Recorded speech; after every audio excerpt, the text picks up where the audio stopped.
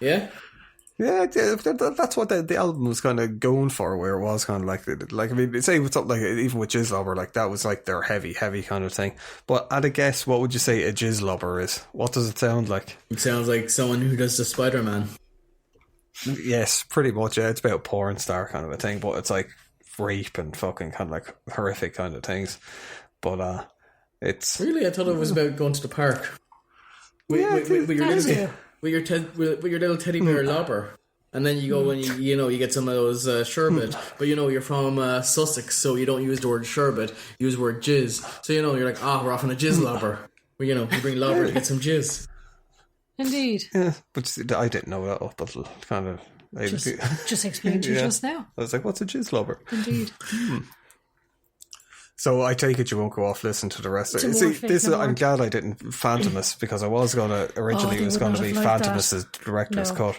If you didn't like that, you would this not. Is one of the more accessible yeah, ones. like when we're finished with it, we'll go on to like with Mike recommended Mike Pattons. Well, not really, I suppose nearly everything that Mike Pattons after doing. You're going to recommend everything he does. Yeah, but it started writing music and then end when he's finished. In the last few days, though, for me trying to prepare for this chat that we're having about this particular band, like I was there and I was like, what positives can I bring for it? Because usually I would try and say, oh, I like this and I like that, or I like the tempo or the sound, but just honestly for me, I just found it really hard to get into. And I'm sure there's other bands that I can try, and maybe it isn't the sound itself, maybe it's just that band, but I don't know. I mean, probably you'll have plenty of chances to find that out. Oh, I'm sure I will have plenty of chances. Yeah. And I am actually surprised though, because I would have thought that it was one of the more Wayne's next pick will be Fate No More again. I was like, this time you're gonna like it. Well, you see, they broke up shortly. They only did like 2 albums after this. Oh, really? Yeah, and they did a new one. They broke.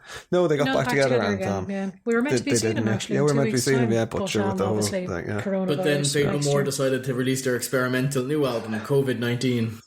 Yes, exactly. Well, like, even kind of like an expert, like, that wouldn't really be seen as an experimental album at all. No, kind of like no, it was kind of like the only way that it was like even at the it was time. just Would because, you not say so? No, it was just because fusion of genres. Because like at the time it was very much like either you're a metal band, you're a rock band, you're a rap band. You don't mix all these things together. Yeah, like you just because it was like you have one audience, and it was like seeing that people didn't listen to different types of music. I can definitely appreciate that they like don't really give a shit. Like you can appreciate that, at least that they go with flow, kind of go with their flow. Like they're not going, we're making music for you. We're making music for us. And if you like it, you like it, and if you don't, you don't. Yeah, but that's what artists do. Like artists do, kind of like, and then kind of like people that are a bit like in it for the money or kind of like fame will generic. Do things that they think that people want to listen to. They'll cater to an audience. They'll cater to people because like it's the same as drawing or anything like that.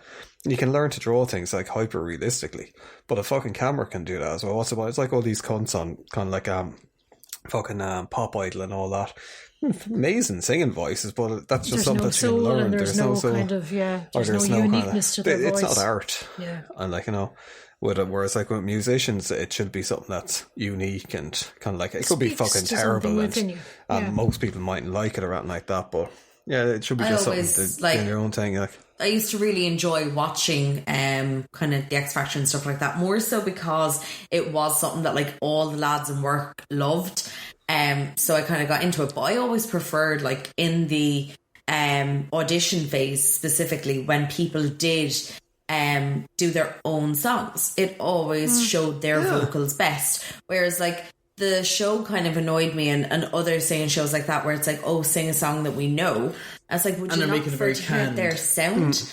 It's like, you just want me to be another, like obviously they do, they want you to be the next kind of money pig in a sense, and they want you to make their money. It's something that they can fit into a cookie cutter shape that looks slightly different than the other cookie cutter shape they released last week, But they know works. Yeah, but they know works. Like it's the exact same thing when you strip off the little cherry here or the bow there. It's the exact same thing. So the only thing I really liked about any of those is when you get the really bad people on it. Yeah. But so you like laughing at the mentally ill being humiliated on TV. 100%, yes. But the reason I brought it up is because I was trying to think while we were chatting about the positive, and I suppose that is one of the positives that I can bring from this album is that it is extremely unique. And it is very much their own sound. So for that, I very much would applaud them in that regard. Yeah, 100%. I think it's very much a musician's voice is album. Incredibly unique. I mean, you're not you it hear is his voice and you will go, that is Mike Pattons. I suppose that's a good kind of like, segue into it. Like, I mean, so I suppose wrapping it up by kind of like, kind of like this, it's quite obvious the two lads, they're have to put it down as being one of their favourite albums of all time. And we're not one to argue with them. Just behind Gunship. Yeah. Dark All Day, it's what Mark meant to say there. There's Gunship's second album, which is also Mark's favourite album of Gunship. It is indeed. Yes, indeed. And not that it's because we can't remember the name of the first one. Gunship is good. Gunship is great. I surrender my will as of this date. Yes, indeed. But yeah, kind of like Angel Dust. It's interesting hearing your take on. Like, I really actually thought that you would like it. I'm surprised because I thought it was kind of rocky enough that you might kind of go, yeah, this is actually not too bad. Interesting. There you go. And we did listen to it a couple of times, so we did give it a good go. No, I just find it interesting that. Yeah. But you see, it's different strokes for different folks because I suppose technically, say for the likes of Good Charlotte, that would be something that you would think we would kind of like, but it just didn't hit our particular music bone that we, you would think we would be able to. And when I was listening to the album this week, I was like, oh no, now the two of them are only going to think that I think it's bad because they thought Good Charlotte was bad. What was funny was, I thought I was really going to enjoy the entire album because the first opening, it's not exactly there, but what it reminded me slightly of, it had a slight parallel or kind of a slight vibe that Ghost would have. Yeah, actually it does. It fucking Mark. There is a Ghost song that starts off near the exit. It'll come to me. But Laura's smirking away that they fucking robbed fucking stuff from Fate No More, didn't they? They could have done quite a bit, actually. Yeah, he does kind of, he has a bit of a similar vibe to the voice as well. He would be a fan of Fate No More as well. Yeah. Who isn't, though? That's the thing. I mean, like, to go back to Metallica again, I mean, like, they were wearing Fate No More t-shirts back in the early, they used to hang around with each other. Like that was kind of like, ended up leading to Chuck Mosley being kicked out of the band because they were all on the piss with it. Jim Martin, Metallica recommended Jim Martin to join Fate No More as well. They're very good friends, but they're very different. Kind of like, and I suppose kind of like what we're going to get into, kind of like one of the main kind of like driving forces, Mike Patton, with Fate No More, kind of like from that era onwards. So I suppose we get into kind of like a little bit of a chat about Mike Patton and just a kind of like a brief introduction in case the lads want to go off and listen to. Yes. Or other people want to go off and listen to it. Okay. Because one of the things when we're talking actually, funnily enough, about like Pop Idol, Mike Patton's voice is actually beyond most of those. He's got a 6-octave range. He's considered to be one of the best singers in the world currently, bizarrely. With things, he's after doing fucking loads of different side projects. I was only saying to Mark you last week, and kind of like Jen, I don't know if you might know the game, but there was a game called The Darkness based on a comic done by Garrett Ennis, wrote on it for a time. No, but I don't know it. Basically, fell with like a demon that kind of like can take over in the dark. Kind of like a shadow demon, so your shadow becomes like this construct you can fight with. I don't know it, but I want to know. It's on the Xbox. It was a good game, but it's on the Xbox 360. I don't know if it got ported to anything more modern. Yeah, it's on the PC.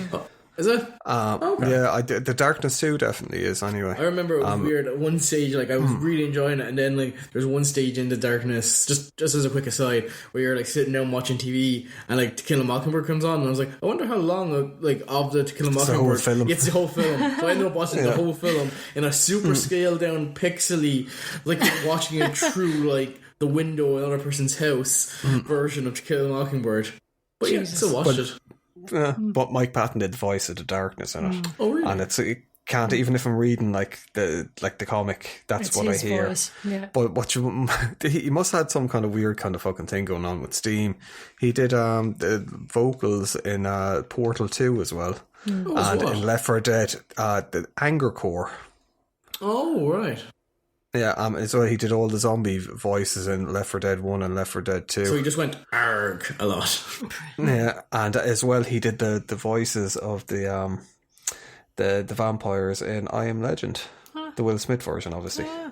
Well, you could see him doing something like that. That he just has such a weird vocal pattern, I think. Well, it does. His vocal range, like I think it's with Angel Dust, it really started coming out into more and more of the thing. And as well, what happened after Angel Dust with Mike Pattons, another thing that was like real taboo for the time was if you were in a band, you didn't go off and do side projects. It was just like, no, people get confused, you're not to do it. It's like really what you stay in the band, it's like that's fucking traitors and stuff. This is one of the things that led to Metallica splitting up with Jason Newsted. Actually, it was the original bass player in Metallica, Cliff Burton. Cliff Burton recommended Jim Martin. They were good friends with Cliff Burton, Fate No More. Shit, now I'm after losing track of what it was. All his side projects, he had Mr. The side project, yeah. If you kind of wanted people, there was like, no, if you want to do a side project, that's it. And he was like, because originally he was in a band called Mr. Bungle, which was he's like high school band, he's the only band that he was ever in, and they were like very, very experienced. On their first album, I remember there was a song where the lyrics were basically, Ronald McDonald loves to be fondled with a Big Mac, he'll fuck it like a chicken McNugget. So they're kind of this weird punk band, but they're very kind of like, they're a bit off chaotic. The wall then, is it? Yeah. So just as I was kind of, it's like, they're chaos incarnate. I wish I could convey my face right now, Mark. Could you describe it? You just did like a double take to nothing. You're like, wait, what? Surprise Pikachu face. Yeah. Actually, Laura made it better. Yeah. Well, Laura knows her memes quite well. Just when you said that one particular sentence, I was like, I'm sorry, am I hearing that right or am I dreaming? But it's just kind of like basically, so they were like a bit, and that's how they ended up getting picked up for Fate No More. They were like, oh yeah, we get these, and then a lot of that started leaking into it because they were fairly chaotic themselves and all that kind of. So he wanted to go off, and he went off and he did another Mr. Bungle album, but he's just into so many fucking different things. That he couldn't be contained. So he was doing loads of side projects as well, kind of like one-off things. He seems to do it did, but that was later on. Much that was after Fate No More broke up. So I'm trying to keep it in chronological order. Sorry, chronological order. So kind of like Mr. Bungle was like the main thing that he had on the go when he was doing Fate No More as well.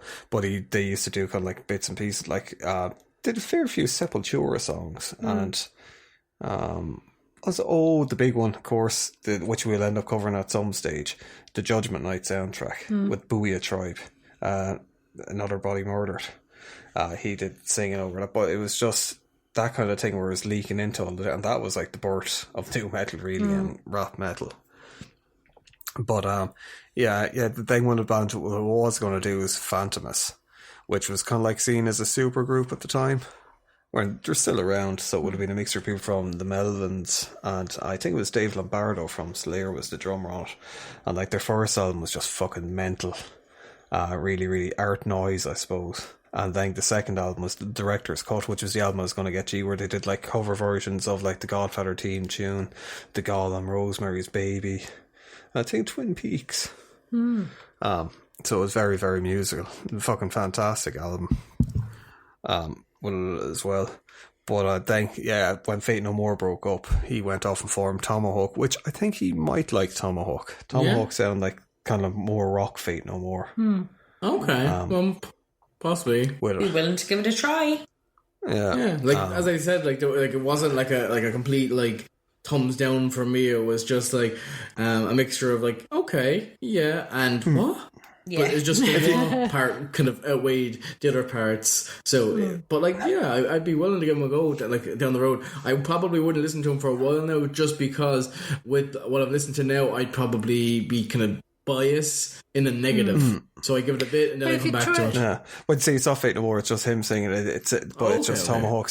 Tomahawk sounds more like Fate No More than the other stuff, like whereas Phantomus sounds absolutely. You have to listen to Phantomus for. I can't really describe it. Okay. Would you recommend maybe the Fate No More, kind of the best of Fate No More, as maybe sort of an but like this is just about recommended kind of like Mike Pattons stuff. Yes, I know. I know. I understand that. Your Lord and Savior, Mike Pattons. Yeah. Yeah, but I do love Mike Pattons. I think he's like one of the best singers of all time, and definitely one of the most creative kind of people. Yeah, like there was another album that he went off to. He did an album called Mondo Cane, which was a cover version of 50s and 60s Italian pop songs, all sung in Italian.